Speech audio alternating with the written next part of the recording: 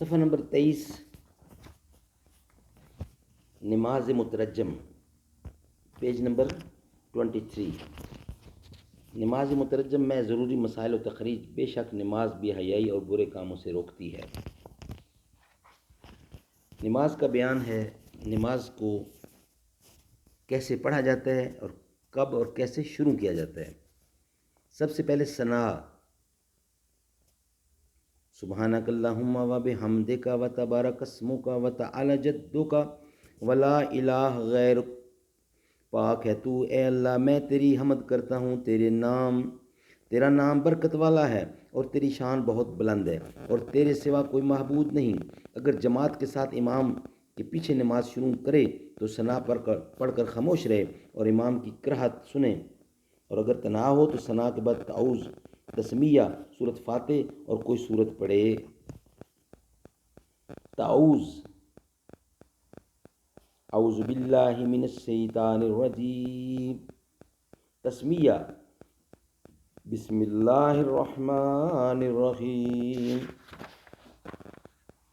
سورۃ فاتح، الحمدللہ رب العالمین الرحمن الرحیم مالک یوم الدین، ایاک نعبد و ایاک نستعین، اہدنا الصراط المستقیم صراط الذین انعمت علیہم غیر المغضوب علیہم ولا الضالین۔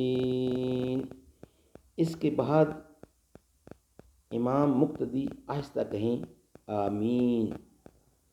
الرحمن الرحیم نہیں پڑھتے تھے اور نہ ہی ایسا حضرت ابو بکر صدیق اور حضرت عمر اور حضرت عثمان رضی اللہ نے کیا۔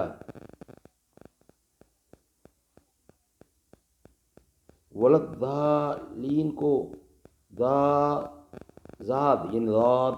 یعنی ولدالین پڑھنے سے نماز فاسد ہو جاتی ہے، لہذا ولدالین میں آواز داد کی نکالنی چاہیے اور نہ کہ داد کی، جیسا کہ امام نودی رحمۃ اللہ فرماتے ہیں کہ ولو کالا ولدالمین بالضاء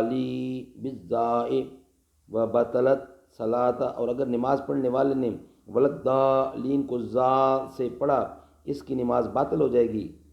آمین کو آہستہ آواز سے ادا کرنا چاہیے، جیسا کہ حدیث مبارکہ اس بات پر دلالت کرتی ہے کہ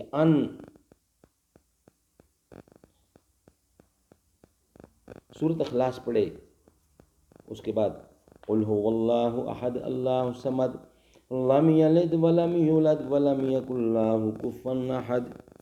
پھر اللہ اکبر کہتے ہوئے رکوع میں جائے اور گھٹنوں کو ہاتھ کی انگلیوں سے مضبوط پکڑ لے اور اتنا جھکے کہ سر اور کمر برابر ہو جائے اور کم سے کم 3 بار کہے۔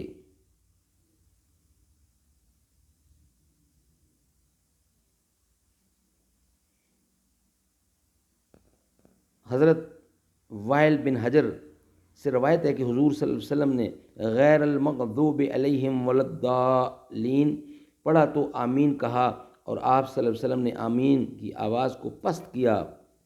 نماز میں سورۃ اخلاص کے علاوہ بھی کسی سورت مبارکہ کی تلاوت کی جا سکتی ہے۔ قرآن مجید میں ارشاد باری ہے، قرآن سے جو میسر آئے پڑھو۔ نیز مطلقاً ایک آیات پڑھنا فرض کی 2 رکعتوں میں اور وتر و نوافل کی ہر رکعت میں امام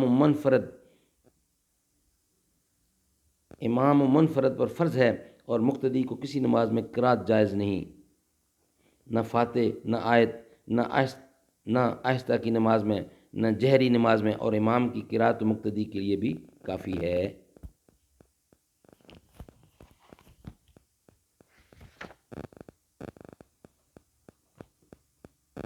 تسبیح رکوع، سبحان ربی العظیم، سبحان ربی العظیم۔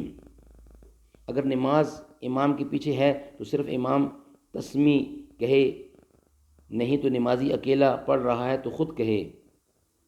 تسمیح سمی اللہ لمن حمدہ، کوما، پھر دونوں ہاتھ چھوڑ کر سیدھا کھڑا ہو جائے اور مقتدی تحمید کہے۔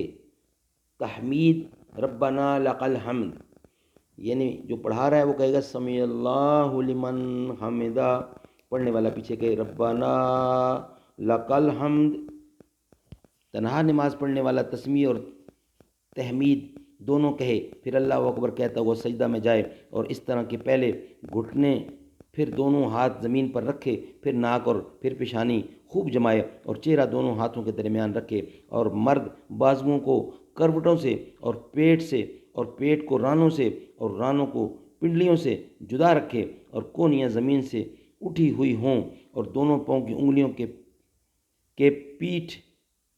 کے پیٹھ قبلہ قبلہ رو زمین پر جمے ہوئے ہوں، اور کم سے کم 3 بار پڑھے۔ یاد رہے کہ نبی کریم صلی اللہ علیہ وسلم نے ایسے شخص پر وعید فرمائی ہے جو نماز میں بحالت رکوع و سجود اپنی پیٹھ سیدھی نہیں کرتا۔